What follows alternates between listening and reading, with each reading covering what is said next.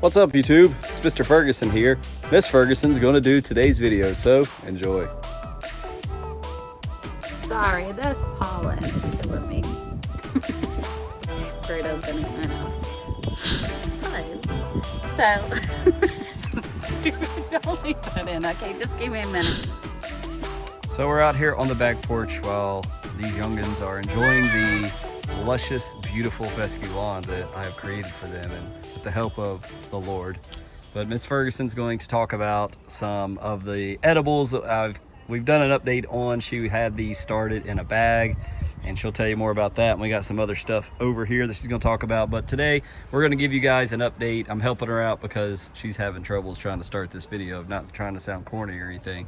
So Miss Ferguson, tell them about what we're looking at here, this big tall pile of dirt. Well, right now this is the starts of the two different types of lettuces that we originally had started in the bag method. So the winter seed starting, we started them in Ziploc bags with some dirt and poked some holes in it. But from where we went through that really warm spell, they were actually starting to get cooked a little in the bag. So we moved them into this raised planter bed that we got at Sam's Club for about $120. So since lettuce likes it cooler, I almost think we probably could have bypassed the bag method altogether. But I've recently put some plant tone fertilizer from Espoma on them, hoping that they'll jump up a little higher and rebound from some of the heat exhaustion that they were, I think it's called bolting, when they're starting to suffer from too much heat. So that's our lettuces right now. Hopefully they'll be big enough for us to eat before it gets too hot to grow it all together. That's why it's hanging out here closer to the house to get some shade. Over here is two different seed starts that we've done. So this is all of these are tomatoes. There's two different types, both small tomato and large tomatoes. We have peppers and cucumbers. The cucumbers aren't looking so hot. The tomatoes are looking great, and you can see all these fine little white hairs that are on the stem that will be future roots once we get them into pots soon. Right now we've got them outside for part of the hardening off process, trying to get them exposed to the outdoor elements before we officially put them outside for good. But hopefully within the next couple of weeks we look to put them into larger pots, so that way they're no longer competing with some of the other ones that are in these same peat pots for nutrition.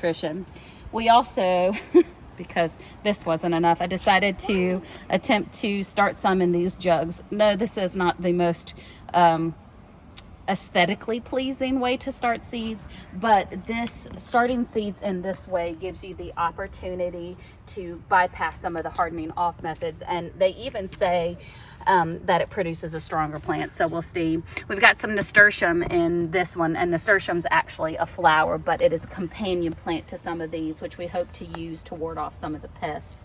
We're trying again on broccoli because these are our original broccolis that got beat up by a chair in the house.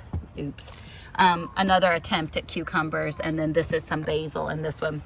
Right over here we have a a random onion that I found sprouted in the pantry. Whether or not that'll take, I don't know, but I figured we'd just give it a shot and see.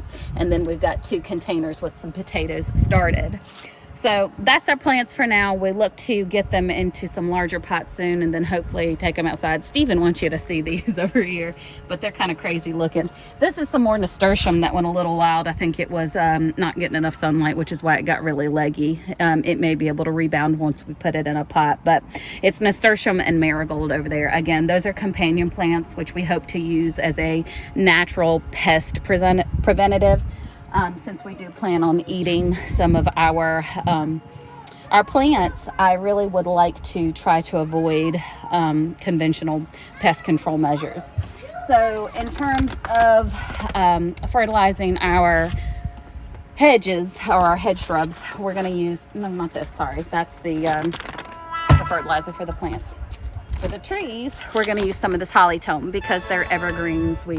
This is what we use. The recommended dosage is about a cup per shrub, and you're supposed to feed in spring and fall. So they're due for a good boost. Healthy plants are definitely more disease and pest tolerant. So we want to get them fed and give them a good jump start into the summertime. So So something as an idea, if you got Father's Day, Mother's Day coming up, this is something, you know, if you got grandkids, if you've got nieces, nephews, what have you, this is something that was cool that our daughters liked.